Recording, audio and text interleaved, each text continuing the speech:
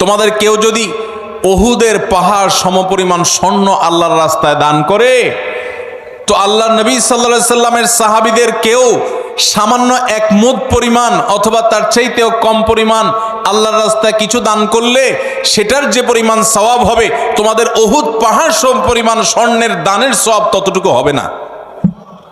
কিসের কারণে ভাই? তাদের দানের ভিতরে যে ইখলাস ছিল, তাদের জানের ভিতরে যে নিষ্ঠা ছিল, নিয়তের ভিতরে যতটা নির্ভেজাল ছিল, আমাদের দান আজ এতটা নির্ভেজাল। তাদের উপার্জন যত হালাল ছিল, তাদের ভেতরকার নিয়ত যত খালেস ছিল, আমাদেরটা ততটা না। এই জন্য ভাইরা, মুত্তাকি মানুষ হিসাবে আমরা সুখে দুঃখে সর্বাবস্থা দান করব। শুধু দান করলে হবে না, আল্লাহকে খুশি করার জন্য দান করব। আর্থিক ইবাদত পয়সা করে দান করলে এই ইবাদতটার মধ্যে ভেজাল বেশি ঢুকে। এই ইবাদতটার মধ্যে ভেজাল কেন ঢুকে? ভেজাল কারণ নিজের ভেতর থেকে নফস বলে, প্রবৃত্তি বলে, মন বলে, এতগুলো টাকা দিয়ে দিলাম, একটা বারের জন্য যদি আমার নামটা ঘোষণা না দেয় কেমন হয়? আমরা একটু বলতে পছন্দ করি, জাহির করতে পছন্দ করি। কিছু মানুষকে শুনাইতে পারলে নিজের কাছে একটু ভালো লাগে যে হ্যাঁ, তারা জানবে আমি দান করছি।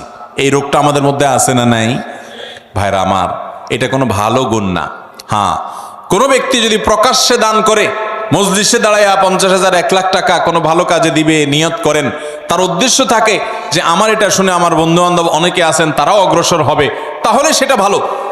মানুষকে উৎসাহিত করার উদ্দেশ্যে করছি, আমি দানবীর, এটা জানানোর দরকার নেই, এই উদ্দেশ্যে করলে ভালো।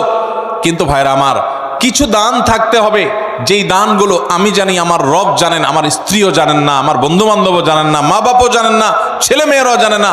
এরকম কিছু দান রাখার চেষ্টা করতে হবে ইনশাআল্লাহ। আপনি গোপনে গোপনে একজন গরিবকে নিয়মিত টাকা পয়সা দিয়ে যান, একটা গরিব ফ্যামিলিতে নিয়মিত কিছু চাল কিনে দেন, নিয়মিত কিছু ভালো কাজ করেন, একটা মাদ্রাসায় কিছু টাকা নিয়মিত দেন। আপনি জানেন আর আপনার মালিক জানে, পরিবারের কাউকে জানেন না, বলার না। এরকম কিছু নিরালা, এরকম কিছু নিবৃতে দান করার চেষ্টা করব তো ইনশাআল্লাহ। আজকাল ফেসবুকের যুগ, ইউটিউবের যুগ, সোশ্যাল মিডিয়ার যুগ। 2-4-10 টাকা দান করার পর ওইটা জাহির করতে করতে, পোস্ট করতে করতে, ওইটার জন্য লাইক কমেন্টের ধান্দা করতে করতে আমরা আমাদের আমলগুলোকে বরবাদ করে ফেলি। ঠিক না ঠিক ভাই?